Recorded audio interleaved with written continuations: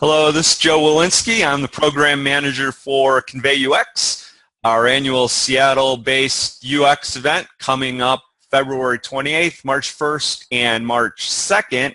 And I get the chance to talk with our many speakers that will be here in Seattle. Today I'm happy to be talking with Chris Bransfield and Amy Parker. Hello, how are you folks doing? Where are you speaking to us from today? Hi there, Chris Bransfield, Experience Director at Woods Creative. I'm calling from the Boston, Massachusetts office.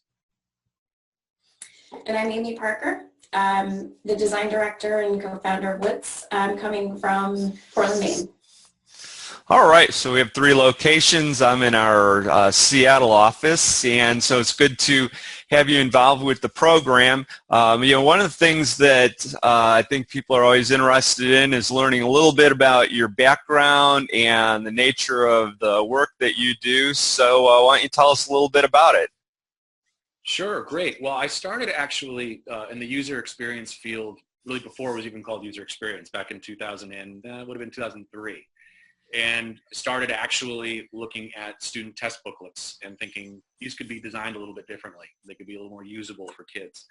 And from there, kind of immersed myself into the field and really focused on the usability testing side of things. And it started in Washington, D.C. and moved north, continued in the research field, worked for the American Institutes for Research, worked on a variety of public and private sector accounts, clients. And then decided to go a little more into the creative field, bringing a lot of this research expertise to that area, and worked for Digitas LBI in Boston, Massachusetts, where really started to see the power of meaningful design and how that really worked with solid user experience thinking and solid user experience research. And that's where Amy and I met, and we worked together there. And from there, we founded Woods Creative. So I think Amy at this point could talk a little bit about kind of her background. Yeah, so Chris and I met at Digitas. I worked with a variety of different people as an art director, mainly copywriters and other art directors, but it was a very special connection that we had in the user experience realm because you're doing a lot of digital work.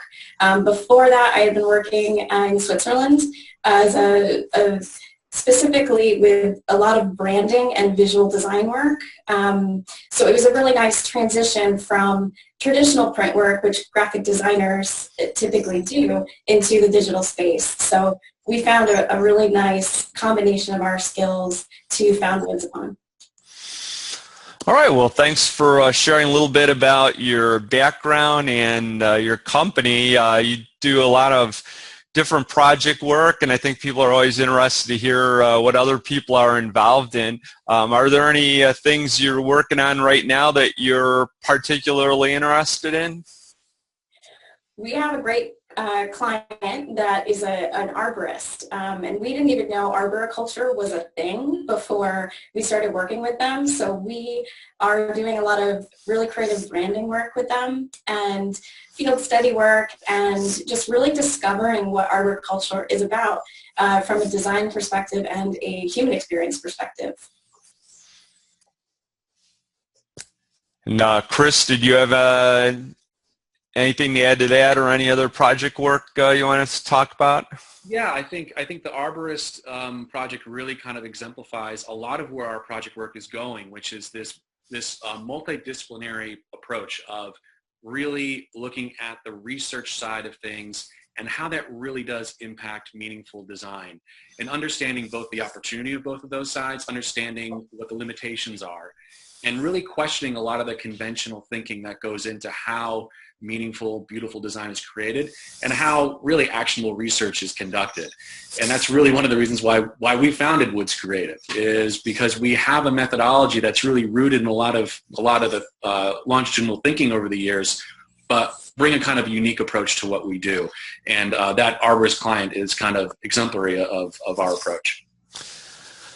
Well, let's talk a little bit about the session you're going to do in Seattle titled How to Research and Design for Humans, Not Users. Why don't you give a little bit of a thumbnail preview of what you're going to talk about and what people can expect to learn from that?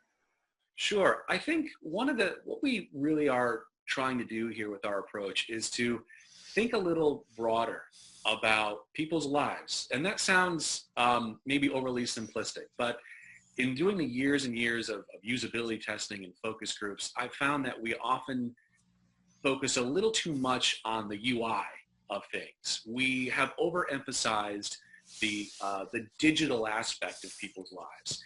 You know, and I think while that is very important, what has been lost over the years is this personification of things, understanding how people's lives actually impact how they approach a design, how they approach a product, no matter what that is. And even the term user experience itself seems to suggest that they aren't people. And so one of the things that we want to talk about during our session is, how do we get into people's lives? In what cases do high click rates mean that maybe that's not a good design? And where do we interrupt people if we're going to interrupt them?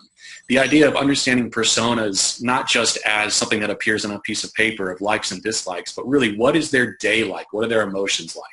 And that's really what we want to kind of get at and talk a little bit with some of the projects that we've had and how we've been able to implement that methodology, I think, with pretty good results. And Amy, did you want to add anything to that? Any other thoughts about what people might be learning from your session?